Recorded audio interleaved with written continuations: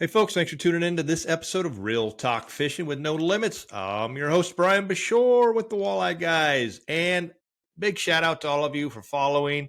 And thank you so much for the support. Take a quick second, click the likes, the share, the subscribe, hit all the buttons, tell all your friends about it. More people coming in. We can get share some more information out there with you. And if there's anything you want to hear or talk about or think we should be discussing or some pros that you want to see on here, drop the comments below on the Facebook page, the Walleye Guys Facebook page, Walleye Guys YouTube page, or on the channels that you're listening to it on the podcast, wherever you can allow a comment or drop a comment. So nonetheless, we are going to dive in here deep today with a 2014 Angler of the Year, 2006 PWT champion. Guy has qualified and made all the major circuits, fished all the championships, and has come so close to winning so many of them, and he's won a couple, and he is always dialed in. It's our buddy, good friend, Tommy Kemos from over in Wisconsin. So you're going to want to hear what Tommy's got to say. Tommy's kind of an outspoken guy like myself, so it should be a good one. So listen to this episode of Real Talk Fishing with Tommy Kemos. Thanks for tuning into this episode of Real Talk Fishing with No Limits.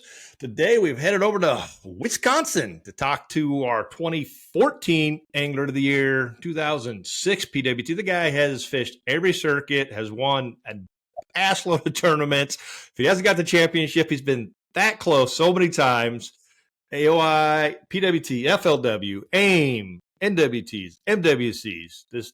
Tommy's done it all, so we're just going to dig into it and dive down deeper with Mr. Tommy Kemos. How's it going over there in Wisconsin today, Tommy? It's going pretty well. I appreciate you having me on, Brian. The sun's shining. It's about 70 degrees here. It's kind of what we're looking for this time of year. But the wind, of course, is blowing today, and that's kind of been the story of 2024 so far. But hey, take what you can get, right? Yep, it's been a windy one for sure. I actually got out on Chamberlain the last couple of days and guided and got lucky. It was the first two 60-degree days and no wind. And of course, we were able just to wreck them because I could pitch jigs. A couple 3 hours, you picked up a 3-man limit, and it's like, let's go chase some white bass. We don't want to be done fishing, guys.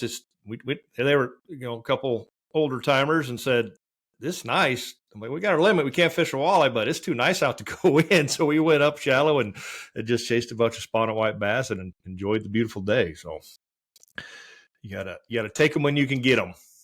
Oh, heck yeah. Yeah, I'm jealous that you have that out in your backyard there. That's one of my favorite ponds out there, that Francis Case. Sure. Yeah. You've definitely had some success there, and it is a healthy fishery. There's been a lot of, since NWT came there years ago. MWC was just there last weekend. We have our annual Cedar Shores tournament there. It hasn't been producing as good. The fish are there. They just kind of been in a funk. Could be lack of water runoff this year. Wind, you just can't get out, really. And then last year, didn't even get the ice off it till the 1st of April. This year's been off since the end of February, and March was really good, and April's been a little tricky, but not catching a lot of those. I mean, yesterday, and here we are 1st of May, and I still had half the females I caught still had eggs, and the males were still milking. So you think everything would happen earlier? It didn't. It's pretty much exactly on schedule. And then there's some late ones, which I always tell people, no matter what the weather is, they're going to spawn when they're going to spawn. Right, exactly. It's the same thing out here too. They're ready when they're ready, and it has a lot less to do with the actual, if the spring is early or late, it's more just the cycle, so. Yeah, you can still have ice on it. The water could be 50 degrees in March, and it's moon phase, daylight, all those factors. I mean, it's just an accumulation of everything, and it's got to be when it's going to be usually. And I always say people that your wife, whoever, doesn't ovulate when it's 70 degrees out. It's going to happen when it happens, right? Yep. Exactly. So everybody's so keyed in on that water temperature, like, oh, it's got 44 that spawns on. I'm like, maybe not. So it's just, I think that's a perfect way to reference it. So yeah, I mean, same thing with whitetails around here. It doesn't matter what the weather's doing. Like, it's about the same week within a couple of days every single year. So the rut's the rut. They're out there, their tongues hanging out, sweating because it's 55 degrees in November, or it's a blizzard, and it doesn't matter, right? I mean, talk about getting stupid. Yeah, No, love is in the air. love is in the air. When it's in the air, there's no stopping either parties in this process. It's go time. Yeah, no doubt. Hey, so for those that don't know Tommy, I guess they're not paying a lot of attention, but let's get a little, just a little background of, what do you do when you're not fishing, and how'd you work your way up to, to where you are in your professional fishing career now? Yeah, so professional fishing was something that was a goal of mine from very early on. I was fortunate enough to grow up on a local lake here in Wisconsin, southern Wisconsin, called Pewaukee Lake, and they started to have tournaments and whatnot. I was selling boat launches for the neighbor, and they were running tournaments out of there, and I took an interest to it early on, and it kind of was something that I worked my way through. When I was done with high school, I chose to um, go into some trade schools to learn boat mechanics, the inside and outs of boat rigging, outboards, inboards, you name it, because for me, it seemed like a great opportunity to um, be surrounded by what I love, which is being on the water fishing. And it was a great start, and I was able to start tournament fishing. I made a decent living doing it, but it was really hard in the summer to get away and get the time to do it. So I was rolling into a lot of these events on a short practice. I actually started off fishing bass tournaments, and that kind of shows my age. Back then, the professional walleye trail and BASS were almost rolling shoulder to shoulder. Yep. They were both on, I believe at that time, TNN. Yep. That was about the time that we started to get that coverage. And actually, it's interesting because if you look at on the BASS side or the bass side, there are a lot of anglers kind of my age, which is, I mean, now I'm getting to be old. That's last year, but there's a lot of anglers in that age group, and that was kind of when the accessibility to all of these events on television um, became a reality. So you're able to kind of see the glory of it, and it really glorified the sport, and that's what really kind of fueled me. But at that time there weren't as many opportunities locally, and so I started to kind of dabble in the walleye deal and had early success, and I never looked back. So, but as far as what I do besides fishing, like I say, for many years I was in the marine business as a mechanic and a boat rigger. I ran several different service departments over the years, and now I currently operate a chain of coin-op laundromats, and that affords me the time to um, have the time off to fish all the tournaments, fulfill sponsor obligations, and of course, um, film episodes of the Next Bite. So I stay plenty busy, but I do have a day job. Absolutely.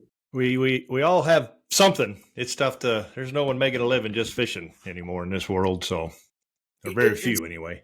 very tough. And for anybody that's out there that's aspiring to do it, whether it's on the bass side or the walleye side, I mean, you need to have a foundation. You need to have a financial foundation and a business plan. No matter what's happening, if you don't have a business plan and you can't figure out how you're going to get from A to B with the money that's in your pocket, you need to pump the brakes and take a good long look at it. I've had a lot of good buddies, seen a lot of great anglers that either A, jumped into it too soon, or B, had absolutely no business plan that just busted out. I mean, busted out is kind of a nasty term, but um, the late great Tommy Scarlett always used to like to bust out. But anyways, it's just one of those things. I mean, it's a very expensive investment into a sport that is kind of fueled by passion, Oh yeah, not so much by financial gain, right?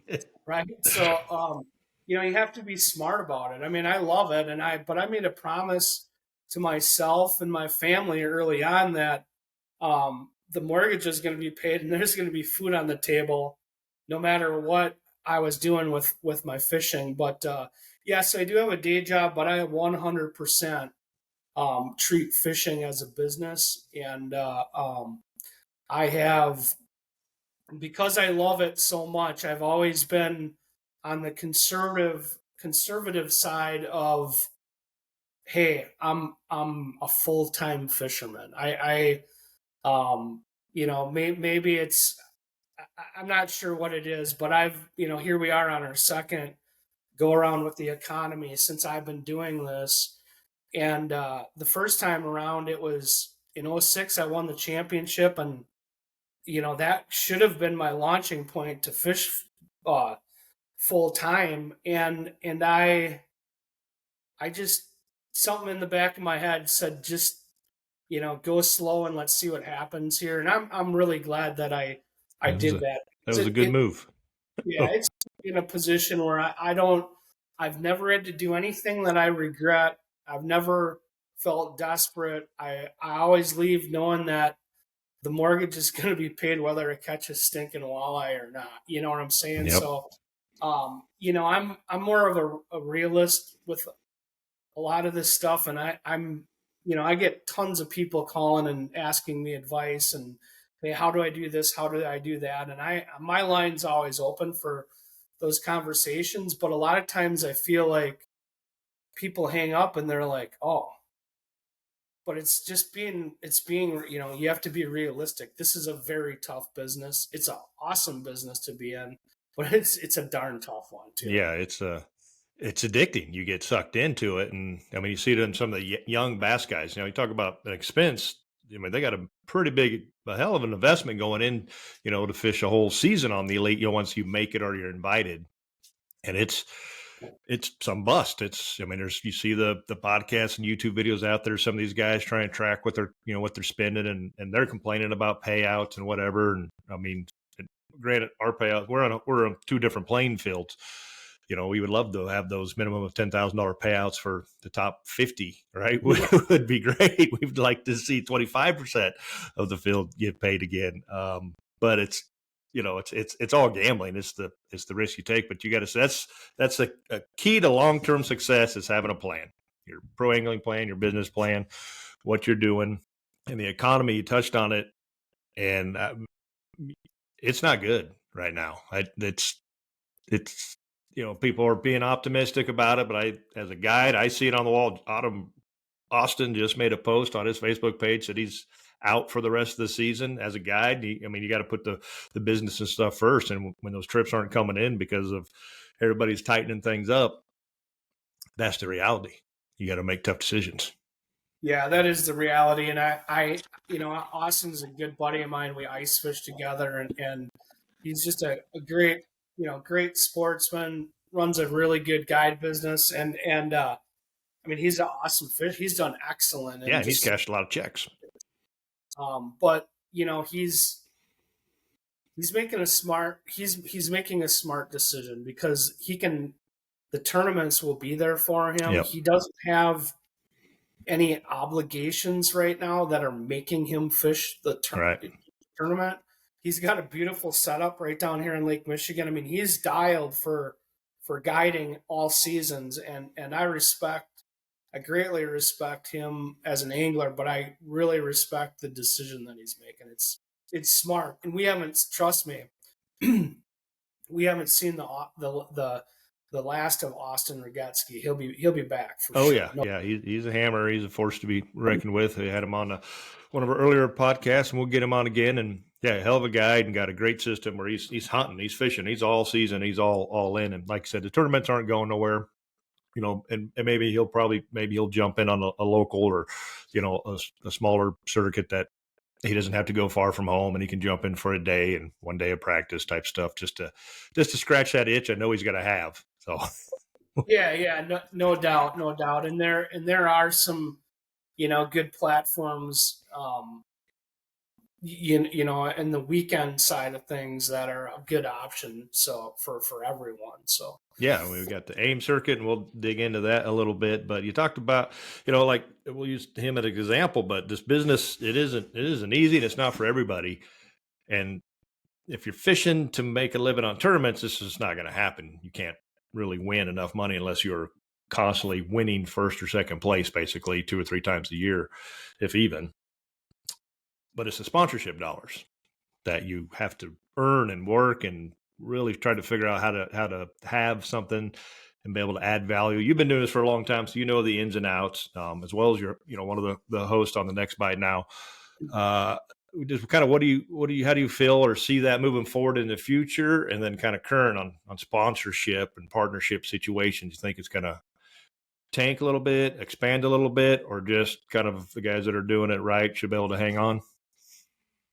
well, you know, the beauty of the fishing industry and our sport is that the majority of people that are out spending money on tackle and bait and boats and motors. I mean, it's their pastime, it's their passion. They're going to find a way, and you know, it isn't. That's what they do on the weekends, right? Or Right. that's what they do after work every night. Like they're not gonna give up on that. And you know, over the years, history has shown that people are they're gonna fish. Like that's the one thing that they're gonna figure out a way. Um, you know, it what I see happening is, you know, there's obviously with the interest rates right now, with where the boats and motors are at price wise, it's a pretty big issue. It's a huge issue actually. And you know, you start looking at making payments on $120,000 boat at 8 to 9%. It's a lot. Boy, that'll make you swallow hard, you know. And Yeah. so so I mean, I see, unfortunately, yeah, I see that slowing down, and I'm hoping it isn't a long slowdown. But you know, as far as the tackle, I mean, it sucks because we really were at a point in this industry where everything was really coming around nicely. There was a lot of great new innovations, a lot of excitement in the sport. You know, coming off of COVID, there was a lot of new anglers that threw their hat in the ring, that were just first experiencing the joy of Yeah. angling, right? And so that bolstered a lot of numbers as well. So yeah, I mean, it's a really tough reality check right now, and I don't. I wish I had a better prediction of what was going to happen here. But on my end, I absolutely have seen it. I've seen companies reacting to it already. And you know, even looking back in 08, 09, when things started to swing around, it was like you lost the left foot, you lost the right foot, then you're clipped off at the kneecaps. Like it was a slow burn. But you know, I don't know. I don't know what's going to happen. I'm again, I the sad reality of it is, on the walleye side, Right. we're the first ones to see it. Right? It's the easiest one for the accountants to say. You know, there's more people on the other side. We should be putting our money to that side. But I got it. I hear that, and it makes sense. Bass is $1 billion industry. We're a few hundred million, and that's a really big gap between the two. But walleye anglers are just tackle junkies. I mean, we got to Yep. buy 5-to-1 lures versus bass guys. It's Yeah, yeah. There is no doubt. If you look at our supply of just crankbaits alone, right. I'm pretty confident that the walleye guys rule in that department. You know, and you know, the upper Midwest and out west your direction. I mean, those areas are usually less affected by the economy. You Yep. know, they can handle bumps in the road a little bit better. You know, so I don't know what's going to happen. I mean, I don't ever like to have discussions like this that aren't right. positive, and you know, because I'm a pretty positive person. I love the sport, and I just um, you know, I want to see the sport continue to grow. But at the same time, I also felt my entire career it's important to be realistic, and I don't ever want to give somebody an expectation that is going to let them down. Yeah. No, So you hit it all on the head, really. I mean, go into it smart, with yeah, a business plan and have an idea how you're going to do this. I've heard so many anglers tell those stories. Like I fished one tournament, and if I made money, I could roll it to the next, vice versa. I'm never going to tap into the savings or whatever it is. The tournaments have to pay for themselves. And for some that, a lot of them have that story. They jumped in their first tournament and won it, and it was a big one. So that yeah, catapulted them. And it's probably 10% of the tournament anglers have that story. I'm not one of them. I've jumped in, first tournament and did the opposite of good, but with every tournament you learn, but that's the reality of it is. And it's obviously, we have a lot of, pros on NWT that are single, live at home, whatever the case is. There's a little bit of an advantage of that getting in on it when you're young. Now the whole boat deal is however they work that or figure that out. It's a whole different deal. But I mean, I can kind of say take advantage of that opportunity while you got it. right. While you don't have the mortgage and the kids and the whole family and all the other responsibilities. Fish as much as you can fish, because that's the number one thing that's going to make you a better tournament angler.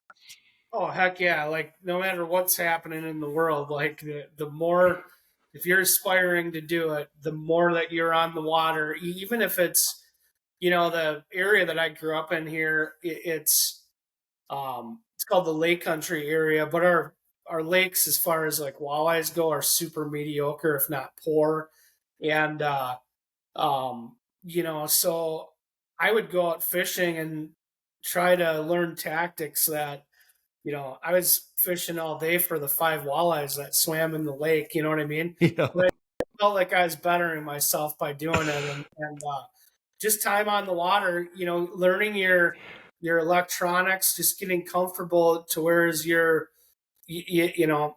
don't want to say something crazy like you become one with them, but just so that it's a fluid thing where you can fish through, analyzing your electronics, and it's just part of the whole deal. Your mechanics, running the bow mount, you know what I mean. All those things Mm-hmm.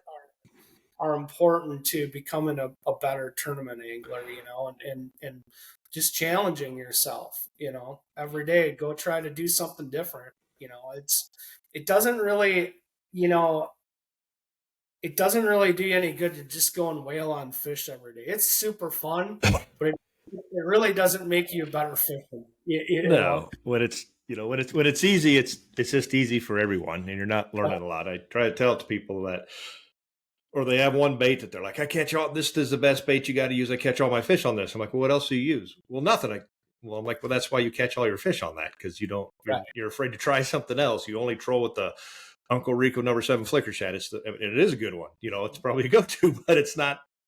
You ever tried this or tried that, and all of a sudden your few you catching. I mean, there's lakes you roll up the bicycle, you put a cigarette on a slow death hook, and you're going to catch them. No doubt. No doubt. I mean, and it's it's practice, time in the water. With the forward facing sonar thing, and it is becoming one with your electronics and kind of having that muscle memory in a sense. I just installed a Garmin the other day, and I said, all right, I got to better practice with this thing, get it dialed in. Crappy, rainy, windy. I'm like, well, we don't get to pick the weather for our tournaments. Clearly, we just experienced some of that, and we go, and that's that. So it's, I mean, go fish in the elements. It's not comfortable, and go to a place where you can't catch, many fish maybe, or whatever it is, or a struggle. I went out to a little local lake, a trophy lake, so there's big walleye. The water's low, so you can only fish a part of it, but I caught 4 of them that I would not have caught without that Garmin, and they were Sure. 3 to 5 pounders. And it was cold and windy, and it was trying to get position that boat right into the wind, and and learning your flipping distance, and there's just a lot to it. But the more and more you do that, the better you're going to get at it. Yep. But Yeah, if you for just sure. go in calm conditions every day, it's pretty easy. Yeah. Yep. I mean, in calm conditions, no doubt. But learn even at that. Just I always tell people, with the new technology, go out, tie the boat up to the dock, and just scan around so the boat isn't moving at all, and just that's the best way to like dial in your distance. It's all about distances and your casts and It what is. those seeing on the drop. And so, I'm guilty of it also. You're so excited to get out there and use your new equipment, that if you just take dedicate a couple hours to just, I'm not going to fish. I'm just going to sit here. There aren't any fish around here, but I'm going to just scan around and learn this thing, learn the different settings, learn what I need, what's gonna um, as far as the different screen colors, so on and so forth, the different color palettes. Some people see the different colors better than others. There's all kinds of little things where if you just spend that a little bit, sacrifice a little angling time to really learn that new technology, it goes a long ways. Yeah, I've done a lot of hummingbird training, and that's why I tell guys when they get them, I'm like, just leave the poles on the shore, leave them in your truck, go out there, go where you know structure is, go to the dam, go to something that you can see. This is pre-forward facing, but side image, and drive around it and scan it and understand what it is you're looking at, and where you can see rock and sand and different bottom transitions. And that's exactly what I did with my Garmin the other day. Was went right to where I knew a tree was and just sat up on that tree. And then did exactly what you said, tuned it all in, did the focus, worked on some distance, got an idea. I mean, 20, 30 feet isn't a cast. It's a flick. Right. Yeah. It's not very far out there. Even like when you're whipping it out there, you're making like a 90-foot cast, and that's not hard. So, when you're seeing those fish out there, I think most of the time I'm trying to hurry up and get to it or whatever the case is. And yeah, it takes practice, but leave the rods in the truck, leave them on the bank, go out, spend some time, master your electronics, and you'll be a master angler. That's what it's just. Yeah. I mean, it is no doubt the deal. So, it's got to master it. You got to learn it, for myself, I've been with Garmin since 2015 was the first season I started fishing with them. So it's been fun to see the evolution of this product, and I was able to use those first Panoptix units and on the ice, and I mean, just unbelievable to watch how this has basically changed our sport. And what I've learned from using the live scope now and the Panoptix, it's a lifetime of knowledge. There's certain things that I was really wrong about, that I was able to actually see what the fish were doing. It's been fun for me that way. The probably the toughest part for me is that I have been doing this a long time. You can see all this stuff. Right.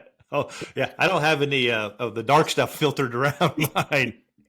So I've been at this a long time, and I have been in there's so many different like scenarios, angling situations that I've been in over the years.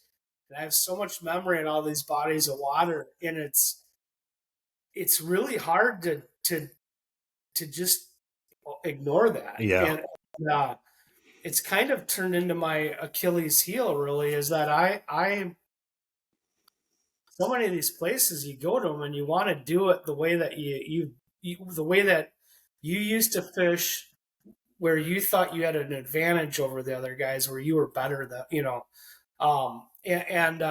which that isn't being cocky talking like that. Like, you have to, if you're any competitor, right, you have to go into it saying, I can do this better than damn right. You better believe you're there to win. Yeah. Thanks for the donation of $2,000, and we'll move on.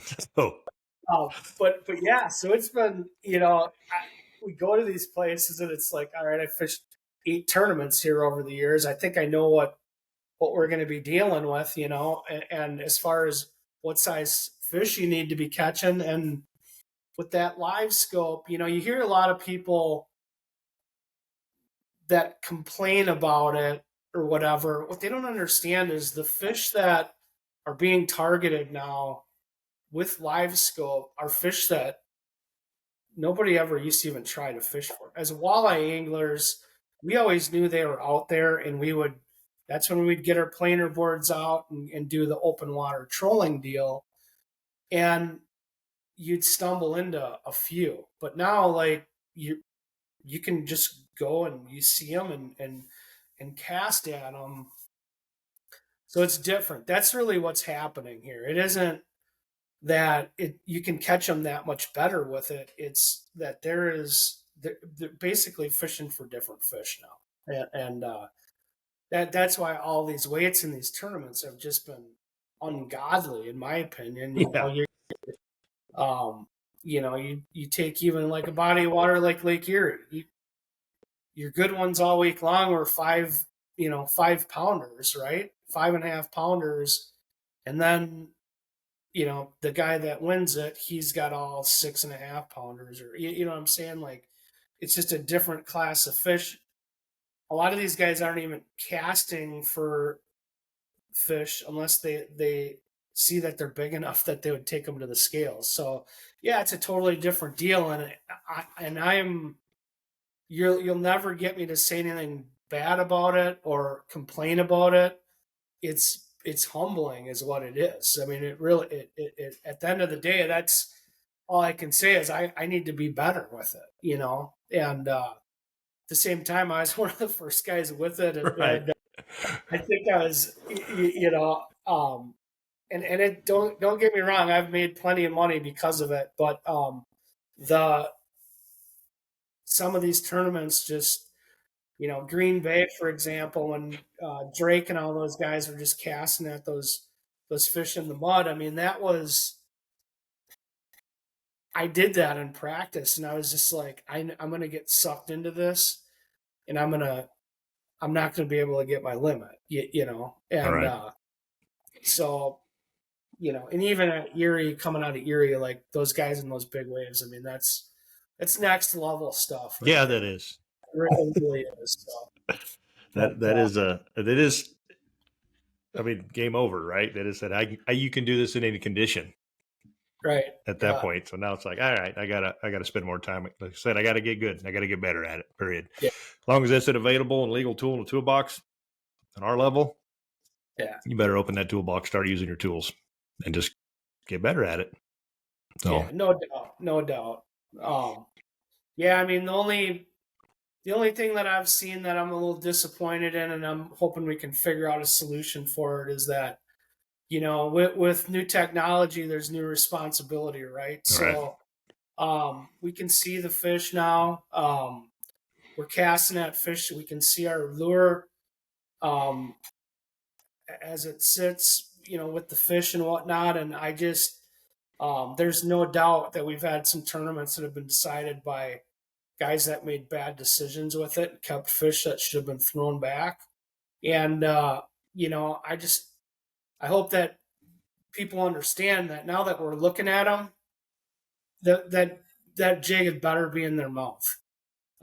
It's no different than going up on them in 3 foot of water and seeing them laying there and snagging them. It's the same thing. So I'm very concerned about that. I've been fortunate enough to be one of those guys that's had a career where the thought of doing something like that isn't even on my radar.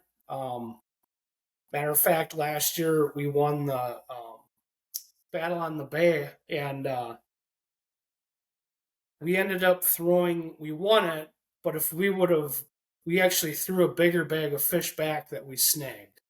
And it just got my gears turning, about how many people are doing the right thing with it. So that's my only concern. But outside of that, it has been the forward facing sonar deal, it has been, it's just made fishing for me so much more fun. And I still like to try to figure them out, but it's interesting. Like, again, like I love river fishing and seeing how fish move throughout the day, and there isn't any guessing anymore. Like you can see them, you can try to stay ahead of them, but it's just fascinating to me. I love ice fishing. Been using it through the ice, like all of the things that I thought those fish were doing out in open water in the winter. I was wrong about a lot of it. Right. So it's been kind of cool, like and it's crazy to hear somebody talk that way that spent as much time on the water as I Right. have. I'm not afraid to tell you that I some of the theories that I had were wrong, and it's actually pretty exciting about what the things that they're actually doing. So It's kind of the consensus I hear from a lot, though, is just whether I'm catching them or not, I'm learning a ton. oh So yeah, even if this was to go away or not be allowed or whatever the case is, I've learned a ton about fish behavior. I mean, I'm using it the other day in 8 foot of water, and the walleye are only 4 feet down. right, Without it, and prior to even seeing any, I'm making a few blind casts just as there's not many in this area, so I'm just cruising around looking, but I'm letting it hit bottom and working it. Then when I find one, I'm like, oh well, he's not on bottom. It's like as it drops, I mean, it immediately moves, but then I just hold it up. Right, I don't even let it get near, and they dove up, and by the time I got even started getting close to the boat, boom, they were on it. I wouldn't have caught them. Had no idea they'd be at 4 feet below the surface in crystal clear water, you know. But yeah. And that's the cool thing is that it opens your eyes up to so many different things and even different uh, water conditions that they relate to and things that they do under, like for example around here, like those big wakeboard boats, it's a big deal. Everybody's got yeah, these boats that kick up the tsunamis, and yes, they do. those things have totally changed. Like again, I'm not going to sit here and say we should outlaw the things, but what I have noticed is that they completely change all these little inland lakes we have. We Oh, don't have Our lakes don't stratify like they used to. Once we get to you know Fourth of July weekend when everyone's out ripping around, the lakes stay turned up so much that it's totally changed what the fish do. Normally in the summer I'd be looking on the thermocline for the all right. fish. Well, it's all mixed, so the fish can kind of be anywhere. We never used to have like deep fish, and now I'm seeing fish in 50 foot of water that would never have been there because of the thermocline. Fine. So but I learned that through by watching with my live scope. I can watch as that mixing is taking place, even. So it teaches you so much. The $1 million deal is converting what you're learning to cashing the paycheck, and getting them to bite. But you still have to get them to bite, right? Yep. So, Still got to catch them. Still got to talk them into giving up, and that's yep, not yep, the easy part. By all means, you don't just put one of these on your boat and fish just jump in. It's a major learning curve and time and practice. But we've had advancement of electronics forever. I mean, forever. And obviously, the live scope is a whole new level. And I'm sure there's, and from Garmin, there's more and better and brighter things even coming down the pipe. But Sign Image was big, Mega 360, but I mean, from flashers to 2D, none of this is new, and it's just the evolution of things, and everybody just eventually accepts and goes on. There's been a lot more disturbance or conversation around the forward-facing sonar, for one, because because there's more outlets than there ever has been, and everybody and anybody can be heard. I think you just had a petition deal in Wisconsin, right, from some locals or some residents or Wisconsin citizens raising concerns about it, but ultimately it's still pretty new for anybody yeah, to really tell, and bass kind of sets the precedent in tournament fishing, for everybody. So when or if they ever make any moves on it will determine, I'm sure, who and how it follows. Muskies, circuits have done things, and there's been some smaller clubs that have done some things. And I get it, leveling the playing field for a local, smaller, this is for fun. I'm like investing a few $100, and then some guys roll in with $200,000 setup, and they're whooping everybody's butt. Once again, they got to know how to use it. And those locals they're just not going to participate, and they're not going to go to those. But when you're fishing the top pro level circuits, that's part of the game. Yeah, I mean we're fishing for the biggest fish that swim in the body of water. Um, as far as like the effect that just in general fishing, there's again we're fishing for totally different fish now. Yeah. And I get it, right? I mean, when it's no different than when the underwater cameras came out. They were Yep. gonna that was gonna ruin fishing. Everybody they were gonna ban it, so on and so forth. I mean, this is next level technology compared to that. But it was 2D sonar, and then it was side imaging, and then you know when side imaging was, I mean, Humminbird is really the company that was the first to take that side imaging to the next level. And as far as utilizing it as a fish finding tool, and everyone now is pretty much caught up. I mean, everyone has that technology. Garmin's side imaging is really really good now. But still, like with anything, you're going to get a certain group of people that they're going to be unhappy with it. All right. In Wisconsin, we have a conservation congress, which is, I'm not gonna go down that rabbit hole. But, that's where a lot of that stuff is coming from. And the I think the amount of new anglers that we have seen get involved in this sport, um, kids that are interested in it now because they can relate so much. Yep. I as much as I don't like getting beat by the youngsters, Right. I can tell you that it actually has leveled the playing field off, in my opinion, um, in competitive angling. From the standpoint of, you know, 22-year-old kid or 20-year-old kid decides to throw his hat in the ring, shows up at the tournament, and there's a bunch of veterans that have fished that body of water who knows how many times. They like that's a tough deal to step into. Whereas now, they don't need, with the technology, the electronics. All they need to do is just get kind of pointed into the right section of the lake, Right. and they can bust it, break it down, and be competitive with throwing at them whatever they're confident in throwing.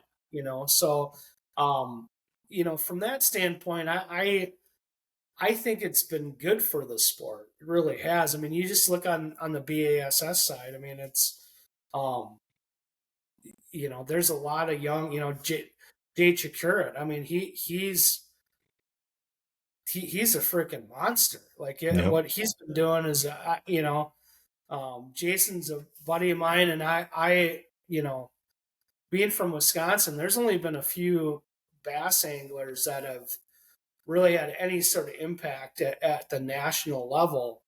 And Jay's gone in there. He's a young man, and he's making a heck of a name for himself right out of the gates. But he is utilizing that technique, the technology. He does have a great foundation growing up, Yeah. on the Wisconsin River.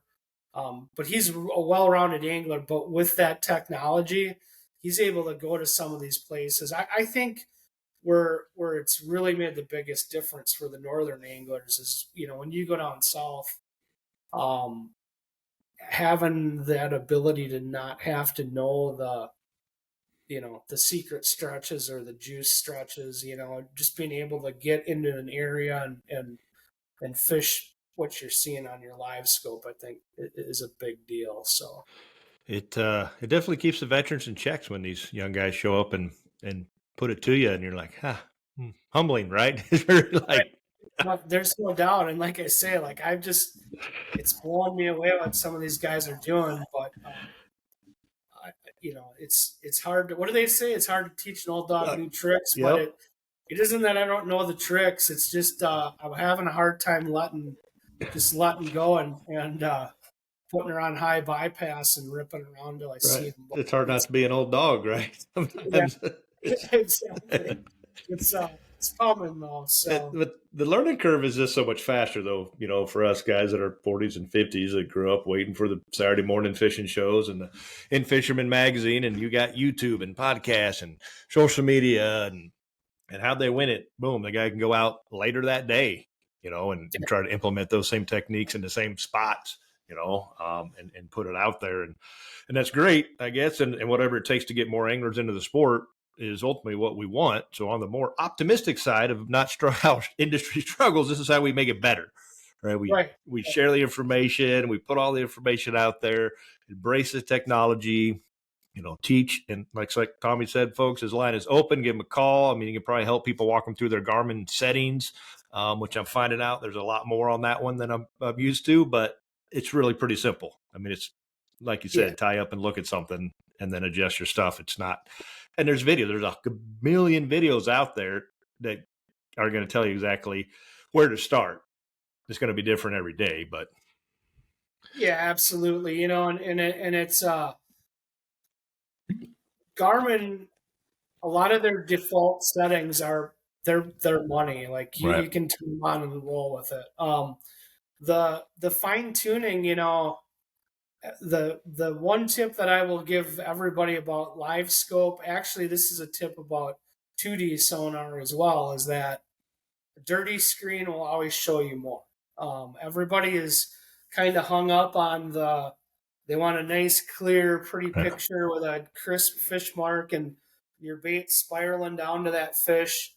Yeah, that's okay, but I want to see everything that's going on. So as adjust the different filters, so on and so forth, what you're doing is you're actually those different things are being filtered out, but it's slowing the unit down as well. I don't care what brand it is. And so you want to have some of that noise. The important thing is though that you're seeing the fish marks, you're able to see your bait, but a dirty screen will show you a lot more, and there's a lot more info that you can gather from that. So that's my top secret tip. And it's got to be more real time. So I guess another tip or something I have somewhat learned in just a few days, if you do filter and you are going for that clean thing, you're going to have more of a lag, right? More of a delay. So if you're one of those that sets the hook too fast, maybe you need to clean your screen up so you actually feel it before you see it, right? And get to it. But then again, you may not see it because you haven't filtered all the noise out of it. So yeah, the closer to real time that you can get, it's the better. But more importantly, like you can see little things like water temperature breaks. You can see algae in the water. You can see color changes, which would indicate a temperature. There's all these little things, that can help you to get more of the fish to bite. So you're fishing for the right ones, right? Yep. Yeah, we're all in on it, folks. And if you haven't been, get in there and check it out. And head over to Tommy's Facebook page. I think he's got all sorts of tips on there. I have to go back and look at your rigging stuff all the time. I knew you had to have some mechanic background because it looks like you do everything but build your boat in your shop right there. I just put that Garmin in, and I'm like, that's enough for me. I ain't doing that stuff. Yeah, there isn't too much. I pretty much do 100% of my boat rigging, and it isn't for everybody. And I try to share some rigging stuff with people, but I always tell if you're not comfortable with it, the best thing to do is go to a dealership because you can hurt a lot more than you're helping if you're not going. One drill placed in the wrong spot can be pretty expensive, but no, I having that background that I have, it's helped me out a lot, and you know how it is, like when we're on the road, if it's gonna happen, it's gonna happen at a tournament, and so having that ability to troubleshoot problems, knowing my boat inside and out, when there's a problem, I know where to look. So makes a big difference, and especially these, the first tournament of the year, everyone's scrambling to put a boat together, and just stuff shows up, Yeah, and So you're not having to wait on a dealer to get it in because first it's March and April, everybody's getting their stuff done, and yeah, I'm becoming quite the trailer mechanic in my professional fishing yeah, career. So it's just all part of the gig. It's just you yep, put a lot of miles on, you're gonna blow hubs and all sorts of stuff. And all sorts of fun stuff. Yep, yep. And it's just kind of being prepared, for if you dig into our trucks, there's try to be prepared for about anything. So it's a yeah, good there's week when you're not digging deep into the pickup truck. yeah, there's probably more tools in the back of my truck than there is. I mean, I got an extra trolling motor. There's a lot of stuff, and most of it's not rods and reels. Right. There's plenty of that, but it's and that's a great skill set you have to be able to rig and put your boat together because it's inevitable something's going to go wrong, especially when we got rough water and you're banging stuff around. Sounds like a lot of boats were pretty tore up from the last tournament that made long runs, but being able to fix that on the fly versus that's your day. Now you're off the water and you're kind of hosed. That's a huge saver. So anybody thinking about a trade school, there's a big opportunity out. I know a lot of the Wiesner was on there saying he's looking for rigging mechanics, boat mechanics, and he's like, if you just are interested in being any kind of mechanic, we'll train you. Yeah, and there are great opportunities in that, and it's over the years I've had job opportunities with having that background. I've gotten job opportunities from different boat companies. Even back when I was still in the boat business, Skeeter offered me a job to be a test pilot, and at the time I'd already kind of started, my path into professional fishing, and I just didn't want to move to Texas, Right. but like that would have been a pretty cool job to go out and see if you could blow a boat apart every day. Yeah, no doubt. I kind of been good at it too. I think you would have. Trust me, Uh, I've seen Tommy out there plenty with his ratchet tightening his motor down before a long run. So I'm like, yeah, he's yeah, giving it hell. I know where he's going. yeah, that's a for anybody. That's another thing. Like check your hardware. It's easy enough. Everybody's got a couple wrenches. Just throughout you don't have to be fishing tournaments either. Like throughout the course of the season, give it a turn. Make sure everything's tight, and that'll save you some heartbreak as well. But yeah. So getting back into that, speaking of Wiesner, a lot of people don't know it, but he's one of the top Mercury mechanics in the country. Like he knows what's going on. He runs a great dealership there, but yeah, he knows the ins and outs of this whole business as well. But yeah, I mean, there's some great trade schools. I went to one of the schools I went to was the Marine Mechanics Institute down in Orlando, Florida, and I also went to at the time it was called Detroit Lakes No, right. um, Institute up in Minnesota there, and yeah, so I went to that's where right out of school, all my buddies were going to college and universities, and I rode the trade school, and um, I loved it. Great opportunity. Great. I mean, there's so many opportunities in the trades period that you have to give it a good long hard And look. you can make a hell of a lot of money in the trades that people are overlooking that, this there's not a lot of framers left out there. I'm a mason by trade. There's not a lot of masons. There's not a lot of people that want to do that work. And you can, electricians, HVAC, mechanics, plumber, you got to be able to name your price. Oh yeah, no It's doubt. $100 an hour minimum, right? To show up or do anything nowadays. And you're not getting that when you're sitting at a cubicle and whatever else. You may have some other creature comforts, but if you're willing to do a little work and get your hands dirty, there's a lot of money and freedom to be made out there, especially in the trade school. Oh yeah, absolutely. So yeah, I mean, I was fortunate to find that career path, and it learned a lot of great skills that I use today quite a bit. So but The yeah, tournament fishing never works. Well, it's working out, but for whatever reason, if things just go off rails, There you go. We always got something to fall back on. Oh yeah, yep. Our toolbox is always ready to roll if you But I need bet it. that comes in handy as hell with those laundry mats. Yeah. Because I Oh never been yeah. to one where every machine was working. Oh no. One thing that's for sure is something's going to break, no Mm-hmm. doubt. Yep. There's no doubt. So we just came off here. We got, a lot of guys picked up some points.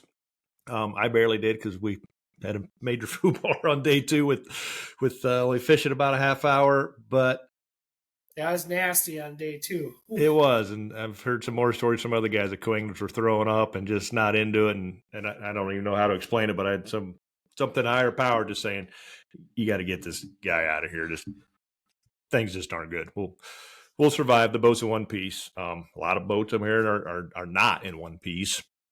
That's just the way it is. I guess this is the gamble you take. It's not that they're built well, but it got pretty gnarly out there.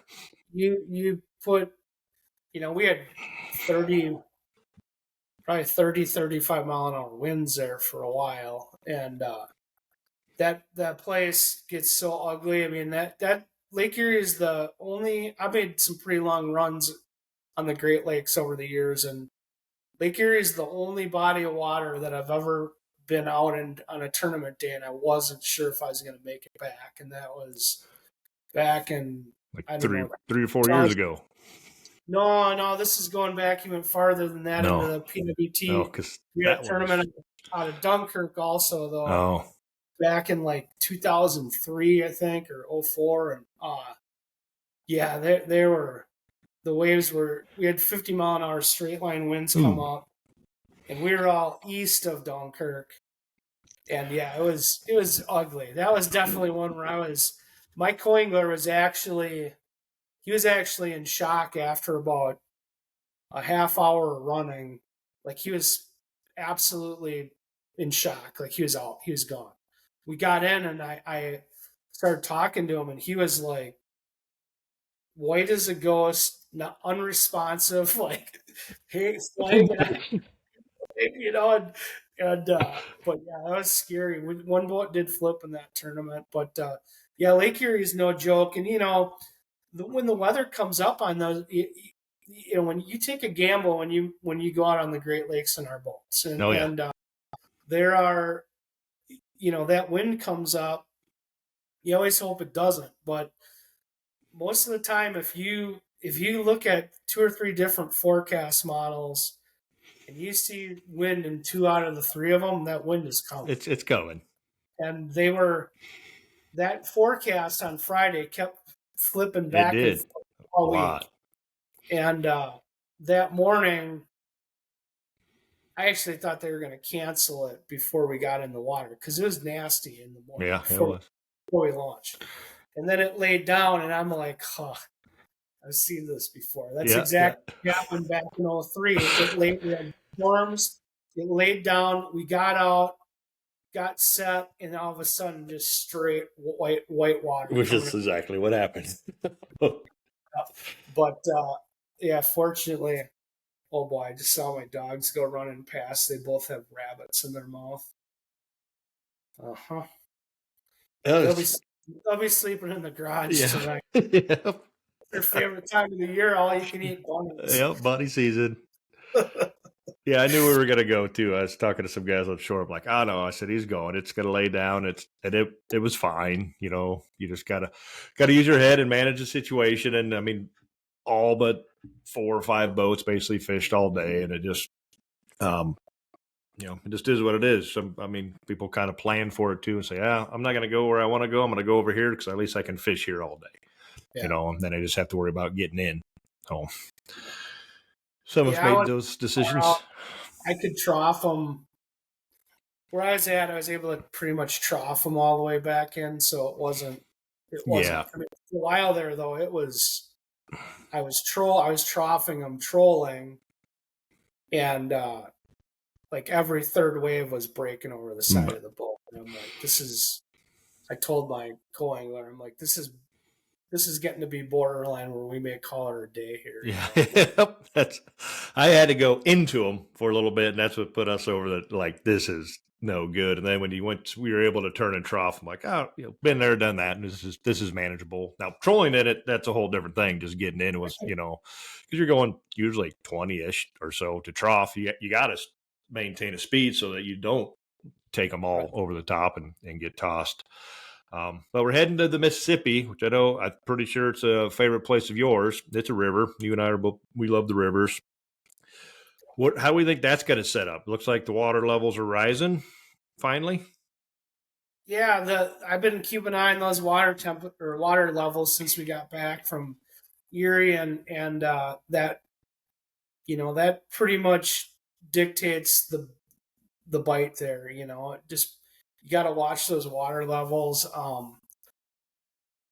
And who I don't know what's going to happen. Like, it looks like it's manageable right now, but they're getting a lot of rain up north, but we'll see. Like, it would be fun to go there and have like just decent water conditions. I think that you'll see a ton of really nice weights. It is going to be different with our limit that we have to deal with, because we can have one over. So that's going to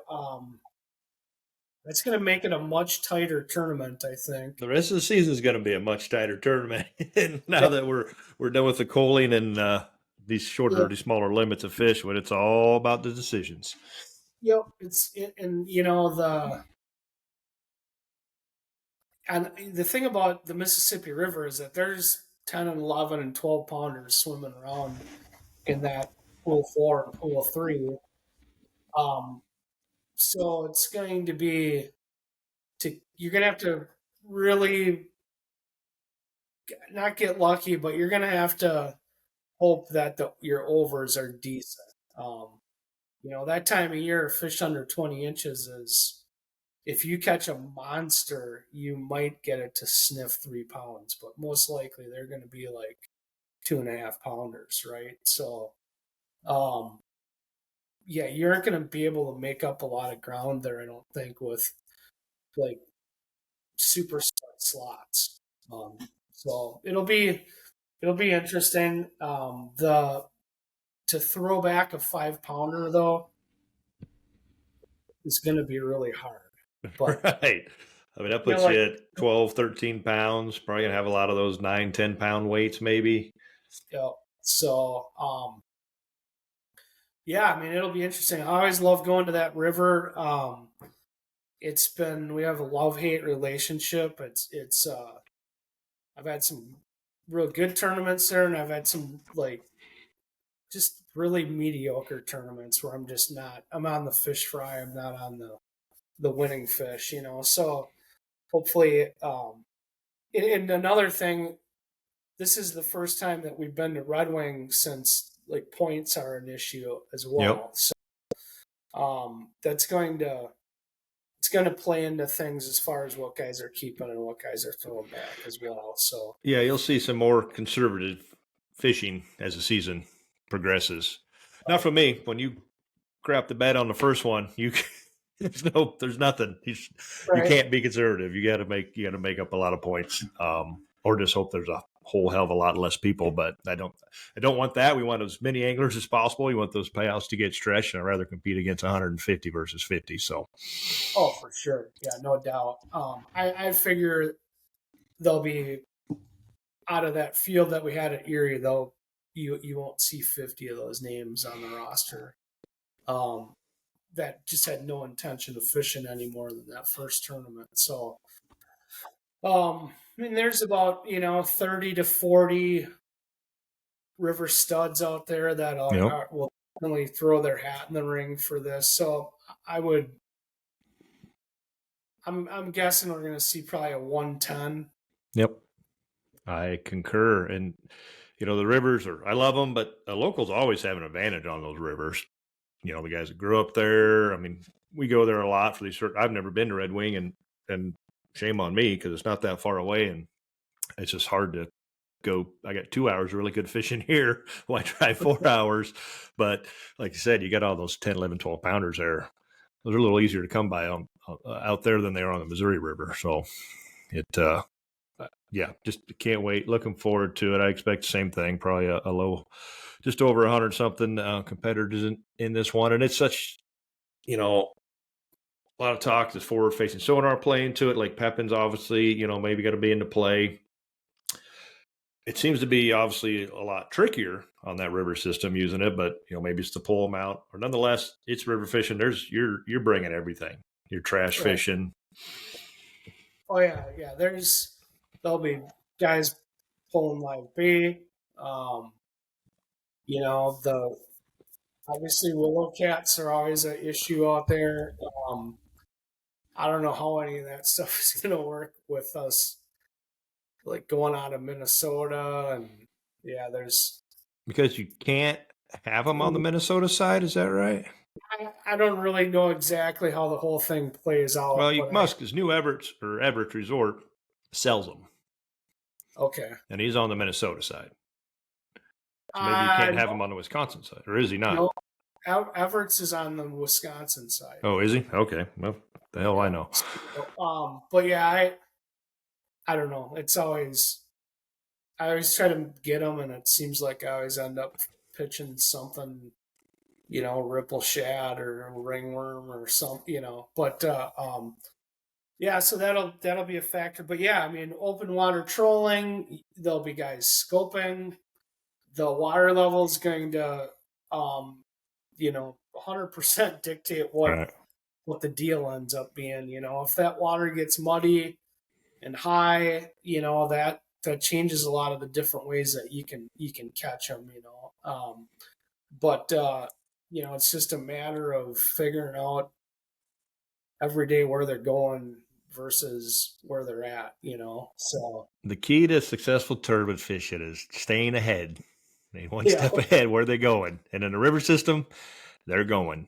They're always moving. Yeah, they go a long ways, and you got to be willing to forget what you learned the day before on a river, because it can hurt you. It can. It's super hard to do. So, especially with that river when you have so much current and things moving. Now, the big fish spots, maybe they hold. There's the spots for a reason. Those things produce fish year after year, and that seems to be a place where community holes it's been one out of, and they just produce. That's why they're community holes, but it can produce the right fish. But more often than not, I think those winning bags are coming out of cuts or back. Hopefully we have some higher water, so all these back bays become into play, and we're not fishing in crowds. Yeah, it definitely fishes a lot bigger as the water comes up. That's for sure. And a month ago we were looking at pretty low water for that tournament, but it's looking decent.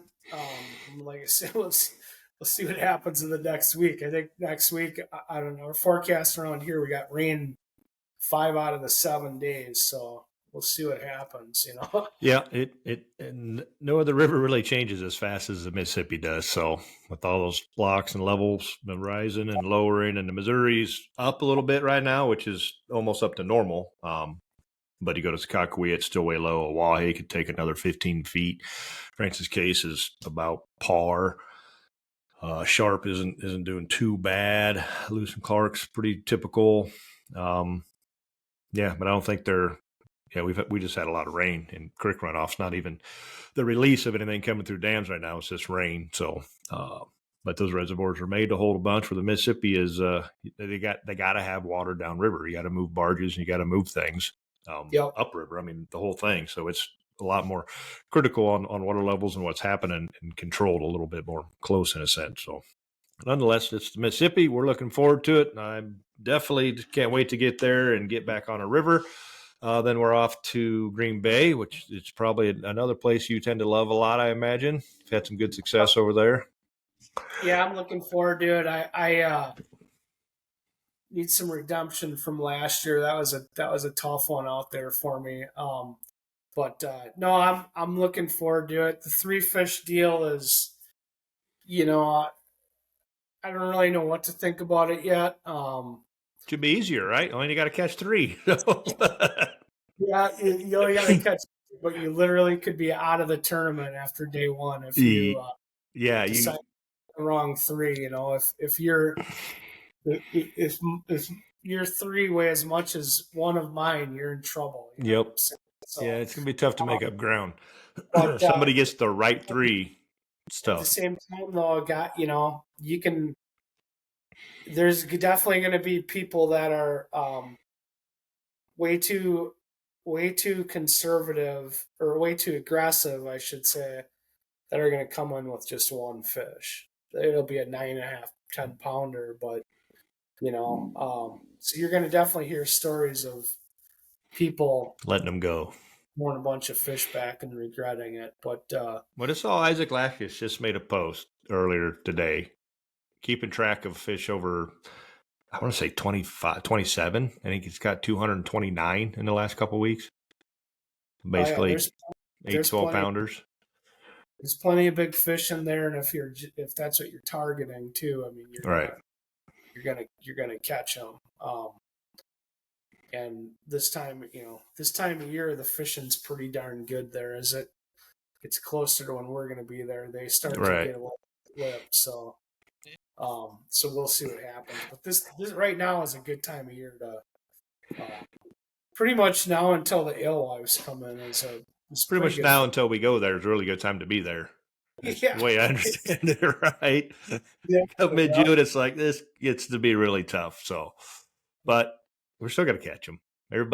Somebody always does. We always figure it out. They're still fish. They got to eat.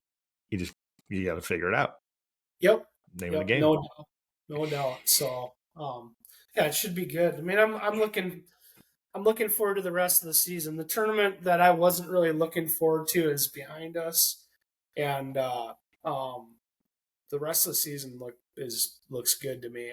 If I had to pick my least favorite place to fish a tournament, it's Lake Erie, like without a question, for a variety of different reasons. But I just don't. I'm not a big fan of the place, to be honest. I agree 100%. So I want to say Green Bay because I just suck at Green Bay, but once I've started to figure it out, I love catching those Green Bay walleyes because they're angry, they're big. I mean, it's the potential to really do well in Green Bay is just there. You just got to get it figured out. It seems like that place changes faster than any other place for me, but just not a lot of experience out there. Yeah, Green Bay is a much more diverse fishery, and I just think it lends itself a lot better to exciting tournaments and Yep. the little bit of something for everybody spreads the field out, Yeah, it does. So yeah, they are fish everywhere. Where Erie is usually 2 or 3 pods of fish being worked by everybody, and now it's whatever method you choose. So, yeah, we're rolling the Skakwea, which is good no matter when you go there. Big fish, little fish, number of fish however you want to fish. Go long run, short run, it doesn't matter. You're just going to catch fish, and it's a beautiful place.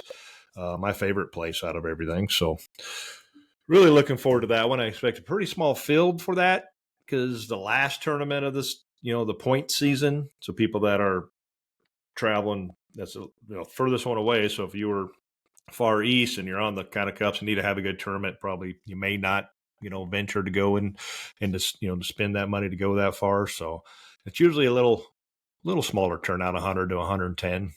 But we get a lot of locals there. So yeah, I mean that's our only trip out west. So I would still think we're going to see, at least 30 Missouri River guys show. Maybe 40, right? Yep. It includes people from down in your neck of the woods too. Yep. You get a few of those guys from out Montana come over and throw their hat. Yep, a lot of Montana guys go over there. Got some fuzz floating around out here. All righty. Well, that is, we've been chit-chatting for a long time. We'll wrap this thing up. A lot of good insight from Tommy, forward facing, the Garmin stuff. If you could leave everybody with one little tip, little nugget to help them out in their future angling, tournament, career, anything, what would it be? Well, I think the biggest thing is if we're talking like the business piece of tournament fishing, I think the biggest thing is that credibility is key in about any business, right? But the fishing business for sure, and there are a lot of opportunities for people to um, endorse products or talk about things that they actually aren't using or don't believe in. And the biggest thing is, stick to your strong points and just try to build up a reputation based on your strong points in the sport, and just stay true to it. Be honest with people, and nobody can take your credibility away from you, and credibility isn't something you can buy. You have to earn it. So and you're the only one really that can wreck it once you've earned it. So, but at the end of the day, everybody can end up figuring out a way to catch a fish, but the credibility is what goes a long ways with not only companies in the industry, but your fellow competitors as well. So, big deal. It's important to me, anyways. Yep, no, for sure. That's very good, and yeah, you control it. You're in complete control of this. So it's these sponsorships are partnerships, and they don't just happen overnight. These are relationships that are built over years, and the best ones are when you have the best relationships. Just like Garmin and Triton, St. Croix happens to be the same company here. These are years in the making, and then once you're there, it's established and doing what you say you're going to do. Yeah, Yeah, that's the deal, and you also have to understand that a lot of the people in the industry, they may not be at that company next year, but they're probably going to stay in the industry as well. So those relationships are really important. Whether it's your local bait shop owner that you pick up as a sponsor, and help out, or if it's somebody at the highest level of a company like Pure Fishing, like those, getting your foot in the door and keeping your best foot forward is a big deal. So true. Oh, there you go, folks. Lots of wisdom dropped by Mr. Kemos today. If you didn't learn something, you gotta re-listen and open up your ears. You're hearing and not listening, folks. A lot of good stuff. So thank you for your time, Tommy, and looking forward to seeing some more of you on the next bite shows coming up. So you've been doing a couple, 3 of those a season, it looks like, and got to be just a blast. Yes, sir. Yeah, I mean, an unbelievable opportunity that the Parsons have given me, and I sure appreciate it, and it's a big deal, and it's a fun group to be a part of. So I take great pride in all the shows that I put together, and I know the other guys are in the same boat. So we try to have fun with it, but make it something that's worth watching as far as learning a thing or two. Those outtakes at the end, you can tell there's some fun, and there's always some good stuff going on. So, it's the best fishing shows out there. So, yeah, well, I appreciate it, and I appreciate you having me on, Brian. Looking forward to seeing you coming up here in the Mississippi River. So, yep, short 2 weeks away is all. Yeah, I feel like we just got home, but that's kind of how summer goes from here on out. Yep, going and going and going. So that's the way we like it. Well, thanks again, and we'll see you soon, huh? Yep, you bet. Thank you, Tommy, and thank all you for tuning into this episode of Real Talk Fishing with No Limits. You can you're watching this over on the Walleye Guys YouTube page or on the Facebook page. You can listen to it on Spotify, Apple, Google. Pretty much if there's a podcast platform on there, it's airing on there. Download it, hit the subscribe, head over to Tommy Kemos Fishing, and like his pages. Head over to the Next Bite, check them out, watch the shows, like their YouTube, like their social, share it. Get the word out, spread the word, share the information of all the good fishing that's going on in the walleye world. And we'll see you next week. Stay tuned, and we'll see you on the water.